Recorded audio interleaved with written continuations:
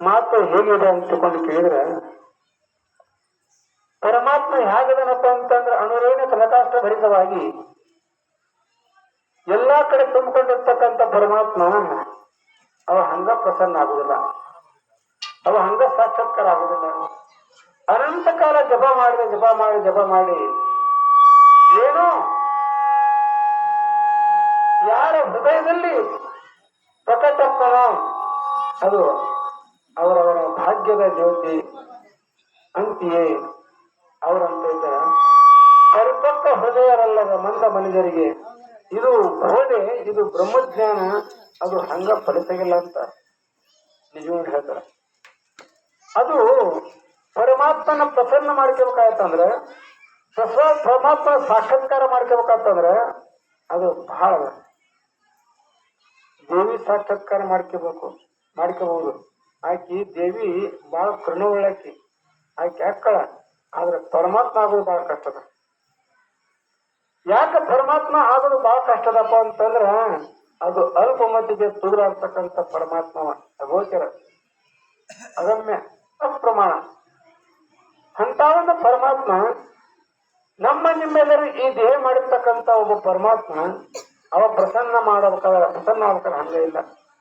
ಅದಕ್ಕೆ ಹೇಳಿದವರು ಚೆನ್ನಪ್ಪ ಚೆನ್ನಗೌಡ ಕುಂಬರ ಮಾಡಿದ ಕೊಡನವ ಚೆನ್ನಕ ತಂದೆ ನೇ ತಂಗಿ ಇರುವಿಗೆ ಬನ್ನಿ. ಇದು ಕೊಡ ಯಾರು ಮಾಡ್ಯಾರಪ್ಪ ಅಂತಂದ್ರೆ ಪರಮಾತ್ಮ ಮಾಡ್ಯಾನ.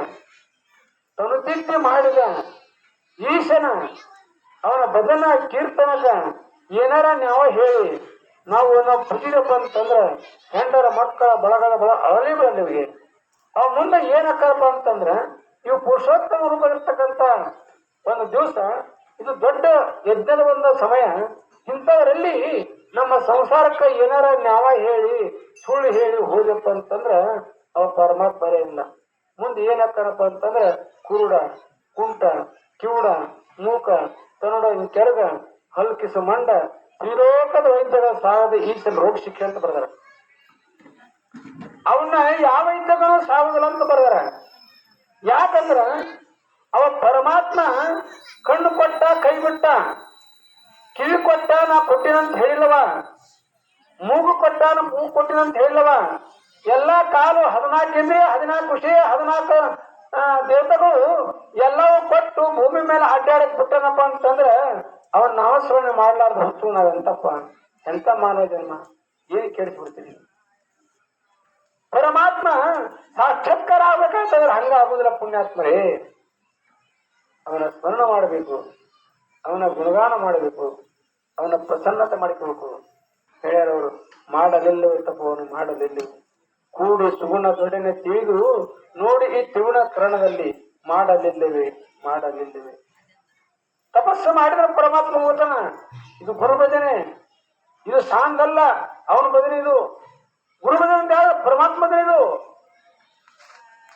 ಆ ಪಾರ್ವತಿ ಒಂದು ಅದಕ್ಕೆ ಇರೋದಕ್ಕಾಗಿ ಆದ್ರೆ ಶ್ರೇಷ್ಠವಾಗಿರ್ತಕ್ಕಂಥ ಪರಮಾತ್ಮ ಅವನ ಭಜನೆ ಮಾಡಬೇಕು. ಶರಣರ ಗುರುಪಾದ ಸೇವೆ ಇವೆಲ್ಲವೂ ವರವಿಂದ ಮಾಡಿದ್ರೆ ಮಾತ್ರ ಆ ಪರಮಾತ್ಮನ ಪ್ರಸನ್ನತನ ಹೊರತುಪರಂತೂ ಆ ಹಂಗ ಪರಮಾತ್ಮ ಪ್ರಸನ್ನ ಆಗುವುದಿಲ್ಲ. ಅಂತ ವಿಷಯದ ಬಗ್ಗೆ ನಮ್ಮ ನರ್ಮದಲ್ಲಿರ್ತಕ್ಕಂಥ ಪರಮಾತ್ಮ ಶಾಸ್ತ್ರಿಗಳು ಒಂದು 10 ನಿಮಿಷ ವಿದ್ಯಾಸ ಮಾಡೋಕೆ ಇಟ್ಟುಕೊಂಡು ಅವ್ರು ಕೇಳ್ಕೊಡ್ತೇವೆ. ನಮ್ಮ ಖುಷಿ ಆಗುತ್ತೆ.